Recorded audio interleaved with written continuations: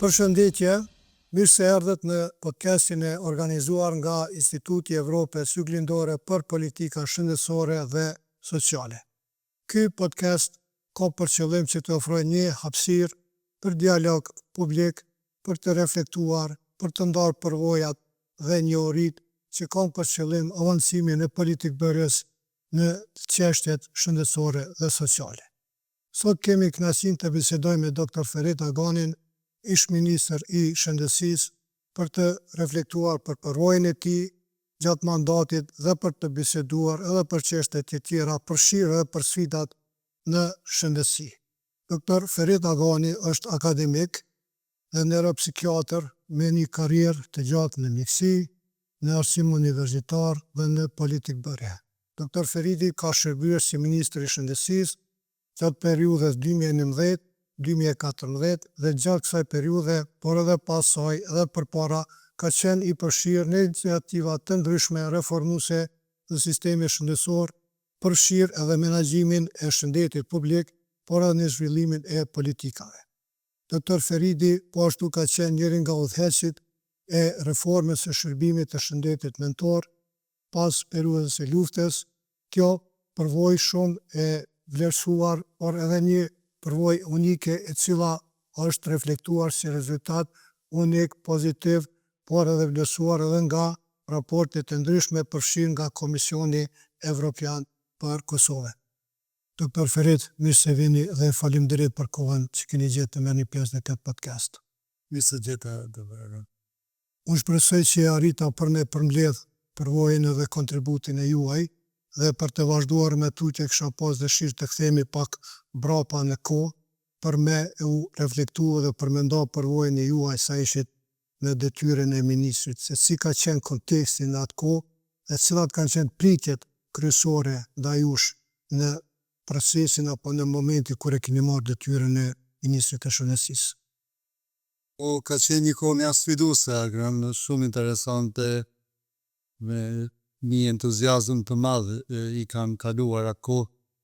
Në shkela unë jam edhe themelues dhe kryetari i Partisë Drejtësisë dhe në atë kohë në një listë të përbashkët me Aleancën Kosova e Re, na arritën në zgjedhjet e vitit 2010 me do të palestën qeveritar në Partinë Demokratike të Kosovës dhe atëherë u pata zgjedhë si ministër i Shëndetësisë dhe nga shumë qytetarë të vendit e kolegë u pata depinu si njeriu i duhur në vendin e duhur, në kohën e duhur. Ka qenë një optimizëm i përgjithshëm se do të bëjmë punë të mira dhe shëndetësia kosovare e cila ballafaqohej me sfida të mëdha në periudhën e pas luftës, do të sheh ditë më të mira.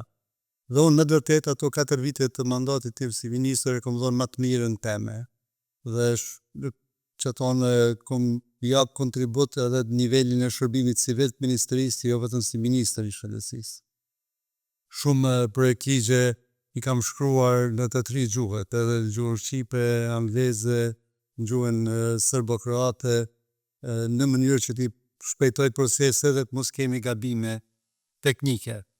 Dhe në këtë aspekt nuk më met shumë përmall, sepse me vërtet kom kontribuar sa kom mujtë dhe mendoj se është bërë një punë e mirë dhe mandat për të bëjë. Në një kontekst të tillë vendosja edhe prioritete është shumë e rëndësishme. Duke pas parasysh atë kontekst edhe të priturat, si e keni përcaktuar prioritetet kryesore në marrjen e mandatit dhe se si faktor ka ndikuar më shumë te? Natyrisht në atë kohë ajo që më shumë të na ka drejtuar kanë qenë nevoja shëndetësore të popullatës, bara e smundjeve dhe çrregullimeve me cilat popullata është ballafaqur. Natyrisht mundësi buxhetore, hapësira fiskale e ka determinuar shumë aktivitetin, po ashtu edhe përkrahjet ndërkombëtare. Dhe e dim se në farë mënyre Ministria e Shëndetësisë në mandatin tim, po edhe në disa mandate më herët de facto është ndërtuar paralel me ndërtimin e shtetit Kosovës në vitin 2008, do të thonë vetëm 2 vite mas shpalljes pavarësisë e ke marrë ministrinë në udhëheq dhe përkraja ndërkombëtare ka qenë esenciale në shumë fusha, prandaj edhe ka qenë faktor i rëndësishëm në rastin e vendosjes së prioriteteve. duke pas parasysh atë periudhë edhe ku kanë qenë shumë prioritete, dhe zakonisht kur përcaktohen prioritetet është më rëndësi edhe të shiqohet se si do të veprohet e se si do të realizohen ato. Në kuadër të shumë, cila ka qenë reforma shëndetësore, cila ka qenë më e dukshme apo ka rritë sukses dhe cilë faktor ka ndikuar në realizimin e atij prioriteti. Në qoftë se unë mund të them diçka me kënaqësi për punën time si ministri i shëndetësisë, është se ajo punë ka qenë punë politike. Punë politike mirë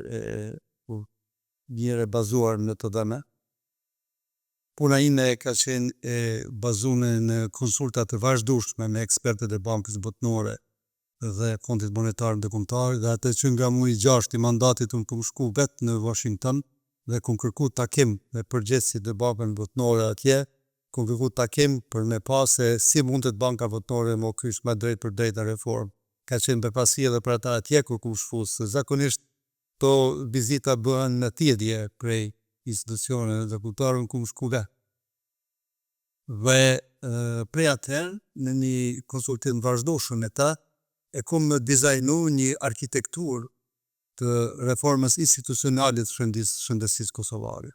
Një arkitekturë, një ndërtesë, e cila është mbështetur në 3 shtylla kryesore. Shtylla e parë ka qenë bilancimi i shëndetësisë, pra ka qenë shtylla e cila ka siguru ndarjen e ofruesit të shërbimeve nga blerësi i shërbimeve. Pra, shtylla e parë ka qenë ofruesi i shërbimeve shëndetësore, i cili është imagjinu në nivelin e kujdesit parësor si sistemi mjekësisë familjare i shpërndarë në komunat e vendit, ndërsa nivelin dytësor dhe tretësor në shërbimi spitalor Klinika Universitare të Kosovës, i cili integrojke Qendër Klinika Universitare të Kosovës me spitalet rajonale. Dhe në shërbimi profesional shëndetit mendor brenda tij. Pra, ky është ofruesi i shërbimit. Blerësi i shërbimeve duhet të ishte Fondi i Sigurimeve Shëndetësore, që në vitin 2011, kur unë kam marrë mandatin si ministër, nuk ka ekzistuar. Sepse s'ka pas legjislacion që e ka kalim. Pra, prej legjislacionit sistemor në vitin 2011 ka ekzistuar vetëm ligji për shëndetësi, dhe atë ai i miratuar në vitin 2004, edhe në atë kohë kom se në Shqipëri, edhe atëherë kom jau kontribut edhe në atë ligj, ku e ka qenë ligji në administrimin e UNMIK-ut, dhe i larg nuk i ka përpasur gjitha nevojat e sistemit shëndetësor vendit, dhe u dashur ndryshu. Pra, shtylla e dytë ka qenë Fondi i Sigurimeve Shëndetësore, pra themelimi i sigurimit të detyrueshëm shëndetësor, sigurimi themelor shëndetësor. Dhe shtylla e tretë e kësaj ndërtese, kësaj arkitekture institucionale reformuese, është dashur të qenë odat e profesionistëve shëndetësor. Odat si një model i organizimit i cili do të rritë përgjegjësinë publike të profesionistëve shëndetësor, do të krijojë kushte më të mira për vetë rregullimin e profesioneve shëndetësore nga ana e vetë profesionistëve, pa ndërhyrjen e politikës dhe duke e decentralizuar politikën, pra duke largu politikën prej aktiviteteve profesionale. Dhe ky vizion me 3 shtylla mund ka udhëhequr në tërë kohën, dhe kadesh Zoti dhe i kam realizuar të trijat.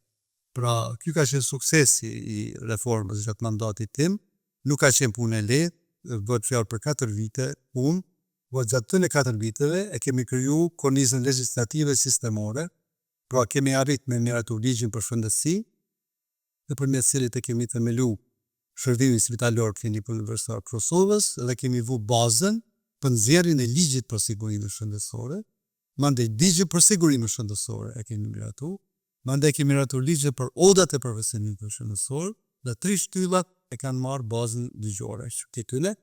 Plus kemi miratu për shëndetin publik, nëpërmjet miratimit të ligjit për ndalimin e përdorimit duanit në hapësira publike, që ka qenë po ashtu një sfidë mjaft e madhe e kohës, por edhe një sukses, dhe një arritje e cila për fat keq me kohë, si edhe shumë aspekte tjera të reformës, nuk e patën as suksesin e plot, por megjithatë paraqet një piknisje të mirë. Këto reforma nuk ka qenë lehtë edhe po ashtu për me avancu apo me zhvillu me tutje prioritetet, sidomos në politikë bërje apo legjislacionit që ne vetëm e përmendit. Në aspektin tjetër, kur përveç vendime politike ndonjëherë është më rëndësi me konsideru dhe si të administratin apo procese tjera të cilat e lehtësojnë zbatimin. Në këtë aspekt, në atë periudhë, si e keni vlerësu administratin në zbatimin e gjitha këtyre iniciativës në kuadër apo në kontribum të reformës shëndetësore? Ku kanë qenë mangësitë në administratë? Shumë administrata e Ministrisë së Shëndetësisë ka qenë përbërë për njerëzve të cilët me vërtet kanë pas integritet në punën e tyre dhe kanë pas vullnet e dëshirë dhe kualifikime profesionale për të bërë më të mirë. Mirë po, kanë qenë disa mungesa të cilat e kanë cilësu një institucion shtetëror i cili ka qenë në fillet e funksionimit të shtësisë prej vitit 2008, po folë për prej vimit të pavarësisë së vendit, ndosë ai ka ekzistuar në formë tjetër paraprakisht prej vitit 2009, njëherë si departament për shëndetësi mirëqenie sociale, ma vonë si ministri, por jo me gjitha kapacitetet e saj ekzekutive dhe këto mangësi unë kisha mujt me i thonë vetëm disa për tyre, ajo që mas shumë ti ka pengua dhe që ka qenë një vështirësi në funksionim, ka qenë mungesa e kulturës monitorimit të punës, të performancës. Pra ka mungu një monitorim i vazhdueshëm i performancës, i vlerësimi i suksesit të punës, vlerësimi i mungesave gjatë punës, në mënyrë të arritjes së përmirësimit të vazhdueshëm. Do se janë bërë përpjekje në këtë drejtim, po megjithatë ka pas mungesë. Në tutje, në atë kohë kanë mungu disa prej indikatorëve të standardizuar kombëtar të shëndetit, dhe kjo ka qenë një prej problemeve serioze. Po ashtu kanë mungu kriteret për matjen e cilësisë dhe efikasitetit të punës. Pra, nuk kishte matje të vazhdueshme, dhe kjo natyrisht e ka paraqit një boshllëk real të punës tonë. Më tutje, planifikimi strategjik ka qenë më tepër formal, jo i lidhur drejt për drejt me kornizën buxhetore. Planifikimi i buxhetit në plane strategjike nuk ka qenë i detajuar, dhe kjo madje ka kriju probleme të mëdha gjatë zbatimit të tyre. Nuk ka pas një sinergji të plotë ndërmjet dy komponente. Mandej, ajo që është me rëndësi është se kapacitetet menaxheriale, veçanërisht në sistemin shëndetësor, në nivelin spitalor dhe klinik, kanë qenë të mangëta. Pra, ka pas mjek të mirë, për të cilët nuk kanë pas, që kanë qenë shumica drejtorë në për klinika, në për spitalet, por s'kan pas kapacitet dhe duhura menaxheriale. Jo vetëm ata si individ, po edhe ekipet e tyre menaxheriale. Pra, këto kanë qenë ato mangësitë kryesore të administratës së kohës. Shumë interesant me ndëgju nga pikpamja juaj dhe nga përvoja, dhe me qenë se çdo reformë ka dhe vështirësi, vetëm se i përmendet disa, duke konsideru tash si Ministria e Shëndetësisë vepron, komunikon apo dhe aspekte tjera buxhetore që i përmendet, të referit si ka qenë bashkëpunimi, qoftë brenda institucioneve ndryshme, por edhe me partnerë të tjerë, jo vetëm me përmendet Banka Botërore, por këtë rast me Ministrinë e Financave, me që se u përmend se edhe planifikimin ndonjëherë nuk është përputh me kornizën e afatmesme. Si ka qenë bashkëpunimi, çfarë kanë qenë sfidat, a keni pas përkraje? Unë kam pas i patkeq shumë në gjatë mandatit tim se në ministri patëm një problem në nivelin e sekretarit përgjithshëm, një kohë të shkurt pasi që e morra mandatin, pas një fillimi mjaft mirë të bashkëpunimit me një direktoraj në ministrinë e fillim të mandatit tim, më ndë disa vështërsi në goditën në aspektin e mbarvajtjes së punëve dhe disa vështërsi serioze të cilat duke mundësuar vazhdimin e bashkëpunimit me ato të tjerë.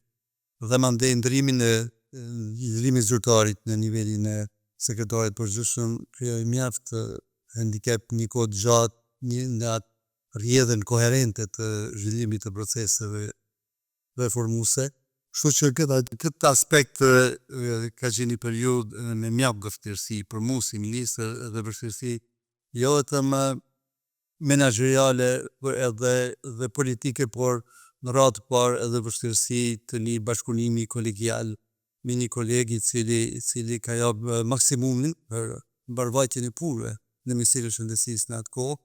Por ju e dini, periudha tranzitore e shtetit cilësohet edhe me tranzicion serioz në nivelin e organeve drejtësisë, dhe mëndej shumë procese të drejtësisë, procese gjyqësore që më vonë morën me vite, dekada, fund përfundun pa asnjë fajtor, pa shpalljen e asnjë fajësie, dhe këtu shihet sa është dëmtuar shëndetësia kosovare me proceset papjekura juridike, duke ndjekur zyrtarë më të lartë të sektorit të shëndetësisë, që për me akuza të cilat asnjëherë nuk janë vërtetuar.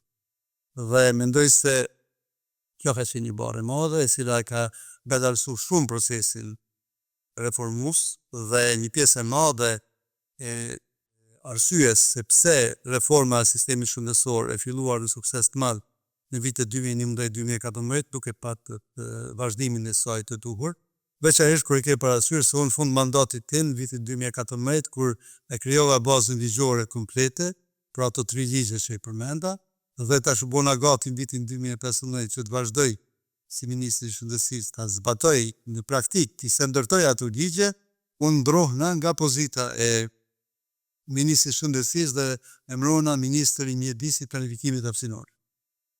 Si pasojë e pazareve politike ndërmjet subjekteve kryesore politike në atë kohë që kanë bërë qeverin.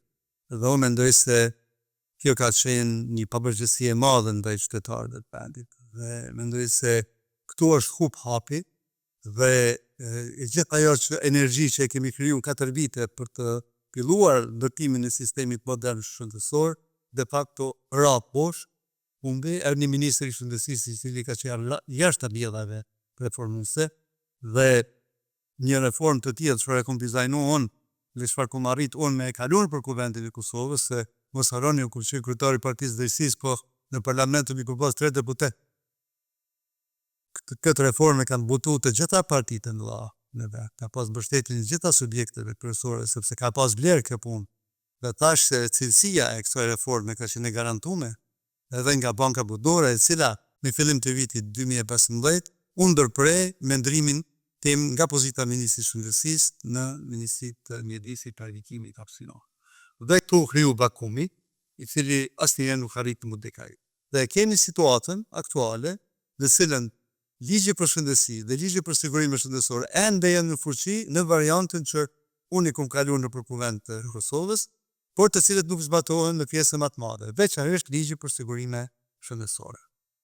Pra, mendoj se këtu qëndron një përgjegjësi e madhe politike e bazë të pushtetit në atë kohë që kanë leju këtë shkëputje. Mos harroni një sen, nëse e shihni buxhetin e vitit 2015, ju do të shihni atje 8.200.000 euro në pozitën buxhetore si kontribute të qeverisë për të punësuarit të sektorit publik, si 3.5% nga paga e punëtorëve të punësuar në sektorin publik. Ka qenë buxhetuar. Fondi sigurimi shëndetësor u dash mi marr ato 8.5 milion, plus 8.5 milion kishin ardhur prej punëtorëve dhe ne kishim pas më njëherë 17 milion. Edhe 25 milion të cilat janë dhënë nga Banka Botërore në formë të kredisë me interes të ulët, jemi ardhur vetëm në situatën që e kishim një bazë financiare për fillimin e fondit sigurimi shëndetësor, mirë po ajo u ndërprej, ato mjetet të kësaj kredie të Bankës Botërore u shfrytzuan për inventarin e spitaleve, jo për vazhdimin e reformës së sistemit shëndetësor. Sistemi i informimit shëndetësor ka qenë i zgjeruar, i distribuar në 30% të territorit të Kosovës në vitin 2014. Ka qenë pjesë e një projekti shumë serioz, i cili u zbatu në bazë të strategjisë të veçantë për sistemin e informimit shëndetësor, të mbështetur nga qeveria e Luksemburgut, dhe unë nuk e di se çka ndodhi me atë projekt, qysh ku met ai projekt në vitin 2015-2016 dhe humbi komplet. Do thotë ka qenë një periudhë teje depresive për shëndetësinë buzëllore viti 2015-2016. Dr. Ferit, vetëm sa përmendit edhe çështjen e buxhetit edhe planet në atë kohë për me përforcu zbatimin e projekteve dhe prioriteteve. Tash kthehemi pak sa i përket buxhetit, sepse çdo reformë e çdo plan duhet të jetë i përkrahur qoftë përmes aspektit të kapaciteteve njerëzore, por atyre burimeve financiare. Sa mendoni se kanë qenë hapësira apo mundësitë financiare për me përshpejtu ose për me përkrah zbatimin, apo ka pas ndonjë investim i cili ka mundë ndoshta me arrit rezultate më të mëdha në atë kohë? Mundësitë buxhetore kanë qenë teje të ulta. Shëndetësia qartë nuk ka qenë prioritet real financiar, fiskal i qeverisë Kosovë, se politikisht gjithë ka qenë dalit e paras. Është prioritet, por realisht nuk ka qenë. Tash për të mlit banë për ju japë. Në vitin 2014, kur unë e kam lanë Ministrinë e Shëndetësisë, buxheti është prej rreth 60 milion euro në vitin 2011 në rreth 98 milion euro në vitin 2014. Sot buxheti i Ministrisë së Shëndetësisë ose i keq sektorit shëndetësisë, sepse unë si rezultat i reformës që e pata fillu, unë pata arrit me me decentralizu, ma mirë me thonë me depolitizu sektorin shëndetësisë, se Ministrinë e Shëndetësisë e ndodha për shërbimin spitalor klinik universitar të Kosovës. Dhe i tërë buxheti për sektorin shëndetësisë sot është rreth 300 milion euro. Në atë kohë ka qenë rreth 100 milion euro. 3 herë më shumë kemi buxhet se sa para 11 vite. Ndërsa cilësia e shërbimeve shëndetësore është shumë pak ose hiç më e lartë se sa atëherë. Edhe kjo mi ka vërtetu fjalë, se unë kam thonë, nuk është esenca të rritja buxhetit për shëndetësi. Esenca është e vendosja një arkitekture institucionale ku ofruesi shërbimeve dhe blerësi shërbimeve janë të ndonë dhe ku ka monitorim të performancës dhe ku pagesat nuk bëhen në baza buxhetore, por në bazë të rezultateve të punës dhe shërbimeve që i marrin qytetarët. Atëherë fillon me të vërtet me kujdes për çdo euro që harxhohet për sektorin e shëndetësisë. Dhe kjo situatë de facto ka qenë shumë e rëndë atëherë me atë buxhet që në vërtet e ka mundësu vetëm një mbijetesë dhe asgjë më tjetër. Dr. Ferit, dhe përmendet edhe më përpara vështirësitë, sidomos sa i përket monitorimit, përmend po ashtu edhe cilësia e shërbimeve shëndetësore. Ne si profesionist gjithmonë mundohemi të bazohemi në danat, në evidencë, ato janë praktikat më të mira, mirë me ta ndihmu një mendim sa më të mirë, sa më praktik, por edhe me pas një efektivitet më të madh. Lidhur me këtë, çfarë roli ka luajtur kohën kur kemi qenë si ministër sa i përket analizave, cilat dhëna ju kanë ndihmu në një këshill, apo çka kishit pas dëshirë ketë më shumë në atë periudhë? Shëni, sikur na ta kishim në po një sistem të informimit shëndetësor funksional në gjithë territorin e vendit, ta kishim një situatë kryesisht tjetër, sa i përket dhënave të nevojshme për planifikimin e shërbimeve dhe për planifikimin e investimeve e realizimin e strategjive. Natyrisht kemi punu me danat që kemi pas dispozicion, një pjesë të rëndësishme të danave kemi marrë nga Instituti Kombëtar i Shëndetësisë Publike, pra nga ata i kanë përcaktuar standardet e indikatorët kombëtar të shëndetit publik. Pastaj një numër të rëndësishëm danave në kanë nga organizata botërore e shëndetësisë, e cila kanë mbështetur këtë procesin e reformës sistematike. Mandej Bashkia Evropiane, po ashtu BE-ja, Komisioni Evropian kanë mbështetur, e përmenda Bankun Botëror, po ashtu ka ofruar të dhëna të rëndësishme për këtë procesi, kështu që jemi mundu me i kompenzu, me shfrytëzu maksimumin e këtyre dhënave të institucion. Natyrisht edhe organizatat e tjera, agjencionet e Kombeve të Bashkuara për kamë, ka organizata botërore të shëndetësisë, mos të harroj edhe UNICEF-in edhe gjithë organizata të tjera relevante, pjesë të organizatës së Kombeve të Bashkuara. Tash po kthehemi në ditën e sotme, po edhe për vizionin më tutje. Megjithatë, për mua është shumë e rëndësishme me ndëgju besoj edhe për ata të se na ndjekin, po të kishit mundësi bazit kësaj reflektimi, çfarë do të bëni ndryshe gjatë mandatit tuaj?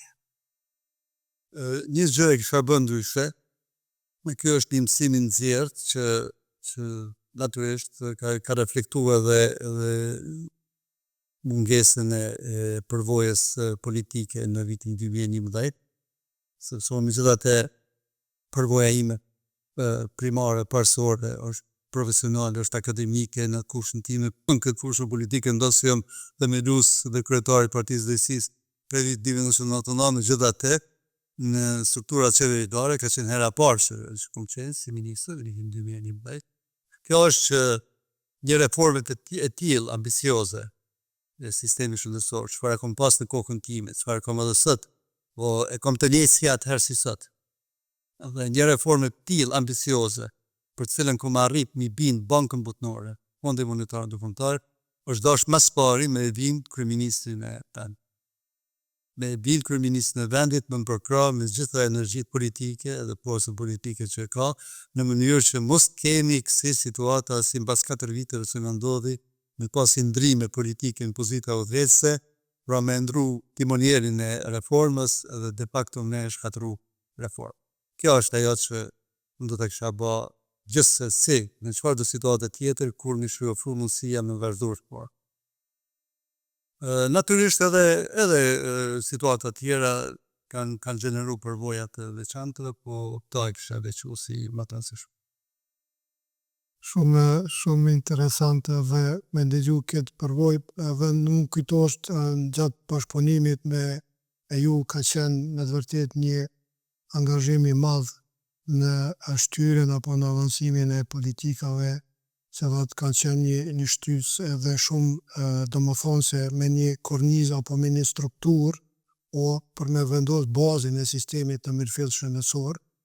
Dhe lidhur me këtë edhe pas shumë përpjekjeve dhe duke pas parasysh zhvillimet e ndryshme, kishta me ndëgju për juve, çka mendoni janë sfidat, ta supozojmë 3 apo 4 sfidat kryesore brenda 5 apo 10 viteve tashme. Sfidat de facto dalin prej analizës asaj se sa kemi arrit me e zbatu reformën e sistemit shëndetësor. Dhe këta tema gram. Reforma sistemore shëndetësore, si në çdo vend të botës, nuk është çështje e një mandati politik, por çështje e një brezi.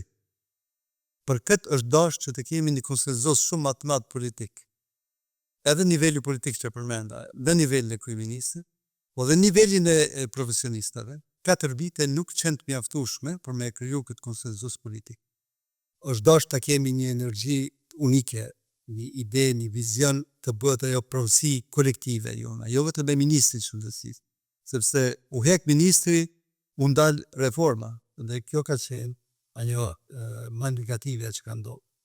Dhe tash, cilat janë sfidat? Sfidat janë vazhdimi, dalin nga vazhdimi e reformës, pra nga përpjekjet për vi vazhdu reformën. Reforma duhet vazhdohet. Reforma nuk mund të ndalet, aja mund të vonohet, që shu vonohet 10 vite, për ka të kesh. Shqeqani. Ligji për shëndetësi filloi mu zbatu.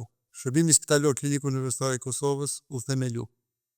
Ai u nda nga Ministria e Shëndetësisë, vitin 2015.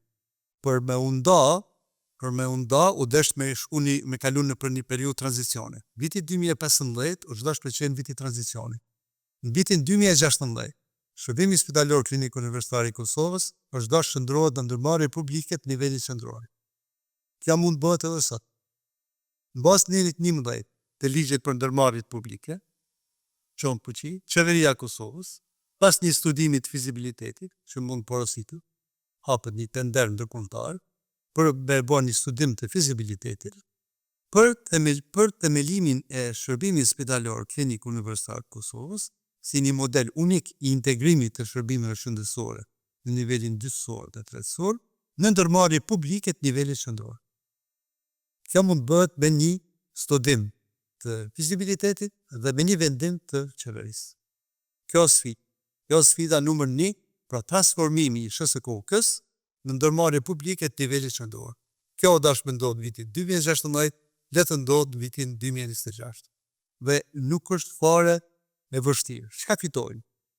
E fitojmë ofruesin e shërbimeve shëndetësore që mund të kontraktohet nga Fondi i Sigurimeve Shëndetësore që e kemi të themeluar në bazë të ligjit për sigurime shëndetësore, që e kemi prej vitit 2014, pra ky fond është ka pret buxheti duhet t'i bartët fondit sigurimeve shëndetësore nga SHSKOK-ja, ajo më nuk do të jetë organizatë buxhetore, po do të jetë ndërmarrje publike që gjeneron të hyrat, dhe Shëndetësia Kosovare fillon jo vetëm me qenë shpenzuese e buxhetit, po fillon edhe me provu të hyra, me gjeneru të hyra. E madje me këtë krijohet edhe themeli për një iniciativë tjetër reformuese, për një reformë tjetër të madhe, që quhet turizmi shëndetësor. Agron, Kosova është shteti i vetën në rejon me përjashtim të Shqipërisë, po edhe me dallim nga Shqipëria, sepse pjesa më e madhe e morgatës tonë, që është 1 milion njerëz, është në shtetet e Evropës perëndimore, veçanërisht Gjermani, Zvicër, Austri etj. Dhe këta njerëz, shumica e madhe tyre kanë sigurime shëndetësore në këto shtete. Dhe në shumicën e këtyre shteteve kanë vështirësi të mëdha për me shfrytzuar shërbimet shëndetësore, sepse listat e pritjes i kanë të gjata. Edhe sistemet shëndetësore të Gjermanisë, Zvicrës kanë po ballafaqohen me probleme serioze. Sikur në Kosovë të keni institucione shëndetësore, spitale, klinika, të akreditume në nivel ndërkombëtar, të cilat do të hyjnë marrëdhënie kontraktuale me kontet e jashtme sigurime shëndetësore. Mundesh me paramendu sa të hyrat do të vinë në sistemin shëndetësor të vendit, në SHSKOK, dhe në këtë mënyrë SHSKOK-ja bëhet e det mjaftueshme. Dhe ajo nuk ka nevojë me prit sa po merr prej buxhetit të vendit, po do t'ja jep buxhetit të vendit një pjesë të dividendës. Ashtu që shëjet ka me japë, ka japë përpara dhe do të erë në të ardhmën Telekomi i Kosovës.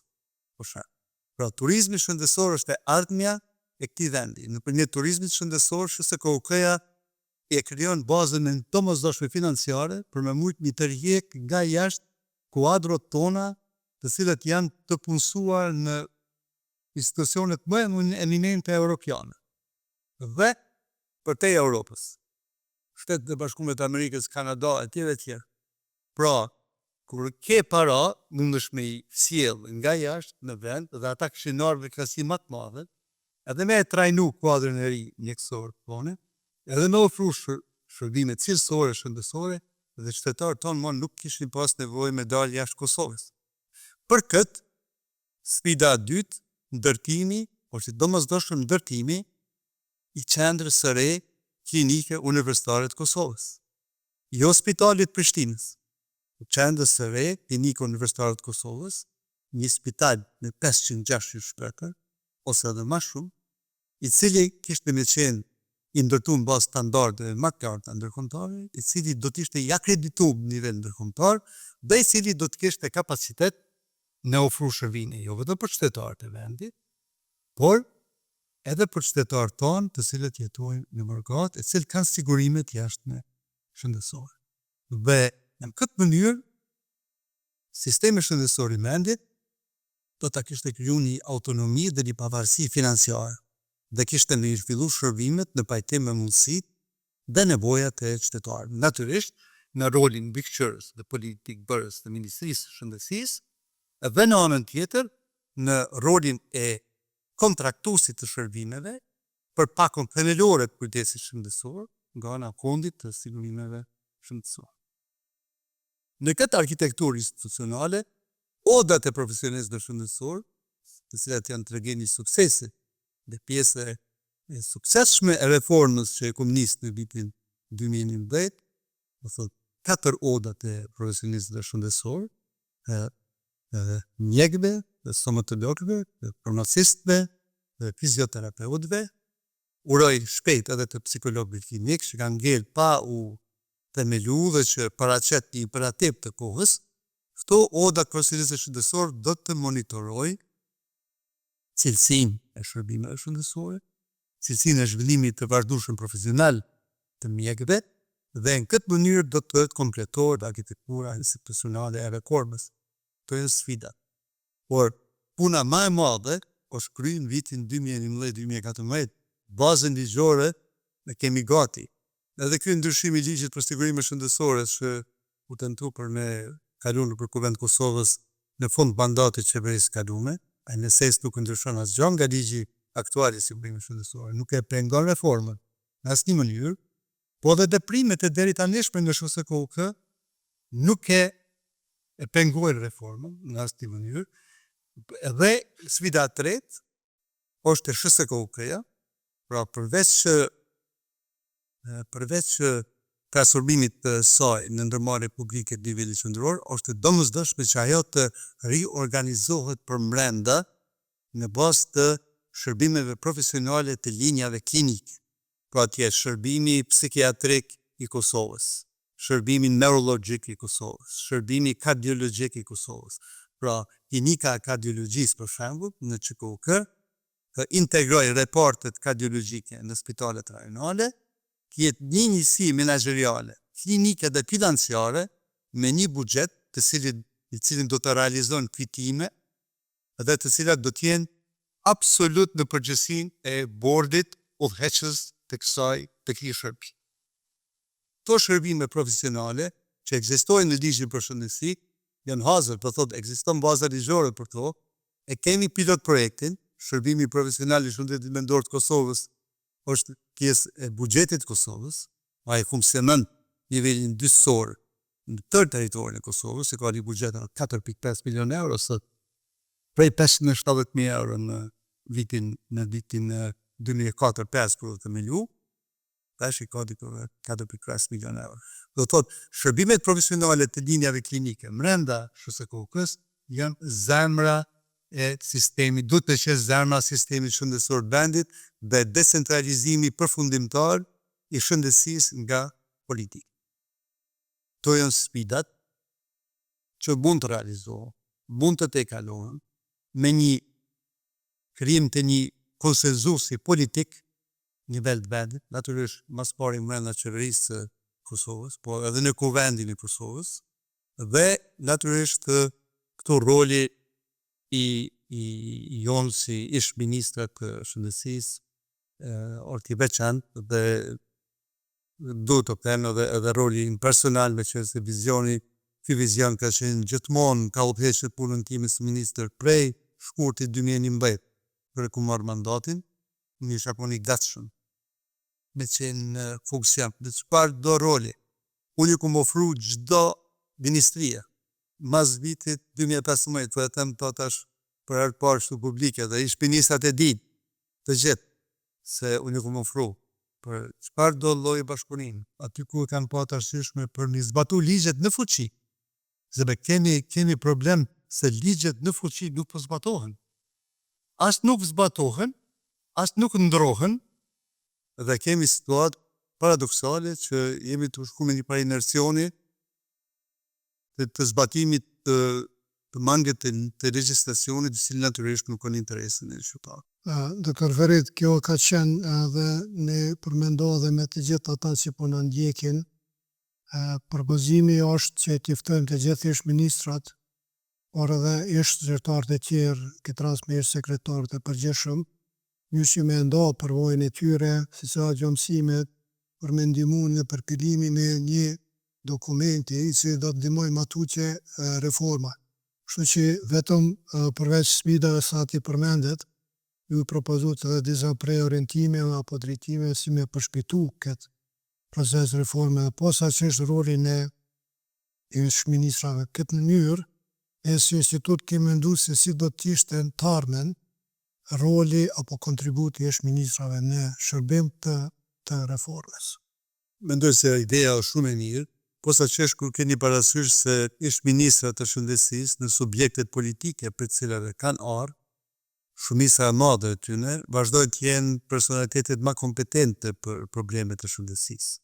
Kështu që de facto mbrapa tyre do të kishim edhe subjektet politike të cilët qëndrojnë më mbrapa tyre, pra pjesë subjekte politike, pjesë të cilave ata janë. Dhe këtë mënyrë kish mujt më kriju një platforme e përbashkët politike. Unë mendoj se është momenti për unifikimin e përpjekjeve në sektorin e shëndetësisë.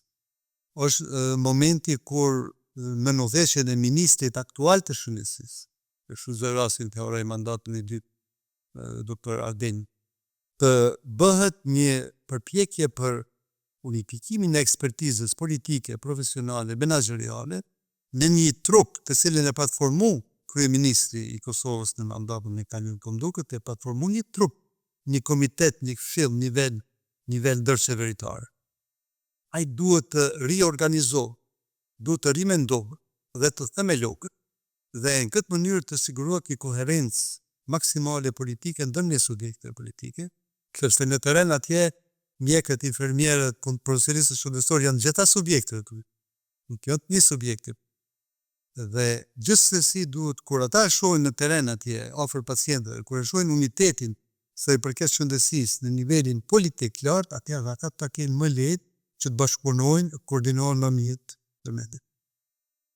Doktor Ferit, përveç kësaj si reflektim edhe ndarje me përvojës dhe mësimet në detyrën apo kur keni shërbyer si ministri i shëndetësisë, dishta po ashtu të ndëgjojmë edhe sfidat aktuale për shëndetin mendor. Cilat janë, si është gjendja, a ka ende tabu lidhur me kërkimin e shërbimeve apo përkrahjes në aspektin e shërbimeve të mendor.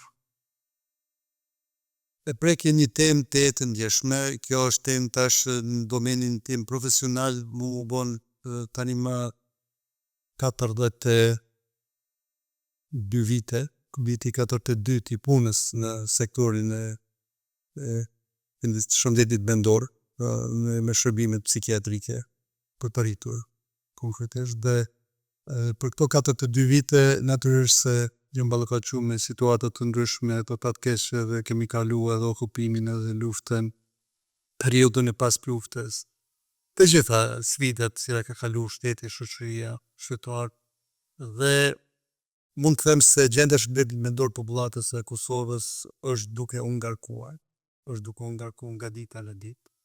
Rratë parë për shkak të stresit në rritje, i cili është ka godet qytetarin në të gjitha nivelet, të fillun nga familja, të vendi i punës, në shoqëri, para televizionit, në komunikacion ka të shkojnë, pra jemi duke e shiju një shkallë të lartë të agresivitetit, që po akumulohet të shoqërisë rezultati rritjes së agresivitetit individual të njerëzve, në paaftësinë dhe pamundësinë e tyre që të ballafaqohen me sprovat e jetës, me sfidat e jetës. Jemi të jetu një kohë kur ambicjet, dëshirat, synimet janë maksimale, ndërsa mundësit nuk i përcjellin ato dëshira, ato synime, dhe natyrisht kjo situatë stresogjene në cilën shëndeti mendor i pari kolapson. Dhe kemi shumë kërkesa për shërbime. Shërullimet janë prej më të ndryshmeve, fillu me shërullimet e ankthit, deri te shërullimet më të rënda psikiatrike. Për fat keq, shërbimet e shëndetit mendor në Kosovë pas një fillimi të shkëlqyeshëm në vitet e para pas luftës, kur arritëm me kriju një shërbim profesional shëndetit mendor, me një zinxhir të qendrave të shëndetit mendor dhe shtëpive të mbrojtura, ku qëndrojnë nga vetë të smur kronik psikiatrik në komunitet, ju si që dini Kosovë në s'kebi spital psikiatrik, që është arritje e madhe qytetruese e vendit tonë, por në anën tjetër nevojat për shtëpi të mbrojtura, nevojat për qendra shëndetit mendor janë më të mëdha. Dhe nuk po arrin me ju përgjigj nevojë. Edhe pse keni vënë një arritje të madhe me zhvillimin e profesionit të psikologjisë klinike, kur kem parasysh se në shtator vitit 1999 nuk kem pas ma shumë se 2 psikolog klinik në re.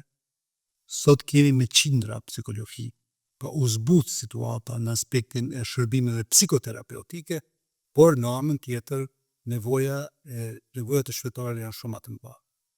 Është inkurajues fakti që me strategjinë e re shëndetësore të vendit, miratuar në vitin e kaluar nga qeveria e kaluar, që është në fuqi, pra strategjia 5 vjeçare, është parapat që në periudhën e ardhshme 5 vjeçare të ndahen 48 milion euro për shërbimet e shëndetit mendor dhe për përparimin e shëndetit mendor. Kjo është një mundësi e madhe, për të realizuar për të dizajnuar mas pari një plan operativ mbi bazën e kësaj strategjie dhe një plan operativ i cili e ka edhe buxhetin e sigurt tani më për të tentuar në këto 5 vite me bën një ndryshim kualitativ në shërbimet e shëndetit mendor, në mënyrë që të afrohemi sa më tepër qytetarit, i afrohemi nxënësave në shkollat fillore nëpërmjet psikologëve shkollor, që ofrohemi sa më tepër familjeve me smur kronik psikiatrik, duke ju ofruar mundësinë e vendosjes në shtëpitë e mbrojtura të reja. Duhet të ndërtohen së paku edhe vetë shtëpi të reja të mbrojtura, të ndërtohen edhe vetë qendrat shëndetit mendor. Edhe mjetet buxhetore ekzistojnë, profesionista shëndetësor ekzistojnë, vetëm nevojitet vullneti politik për zbatimin e strategjisë, ajo tash është edhe obligim ligjor, sepse është dokument ligjor zyrtar i shtetit. Dr. Ferit, faleminderit shumë për kohën tuaj, për reflektimin dhe për ndarjen e përvojës. Besoj se kjo do ta pasqyrojë, do të ndikoj me tutje në përgatitjen, por në dokumentimin e praktikave të mira, mënyrë që të ndihmojë edhe të ardhmen vendimet apo një sistem të qëndrueshëm, sidomos në aspektin e politikave të shëndetësisë. Lidhur me këtë, ne do të vazhdojmë të ftojmë edhe ish-ministrat e tjerë, që ta mësojmë edhe nga përvoja e tyre dhe ta përforcojmë këtë matutje që të kemi politikëbërje sa më të qëndrueshme, sa më efektive. Dhe me këtë rast po ashtu i falenderoj të gjithë ata të cilët na kanë ndjek. Kjo është podcasti i Institutit Evropës Juglindore për politika shëndetësore dhe sociale. Deri në episodin e radhës, mirupafshim.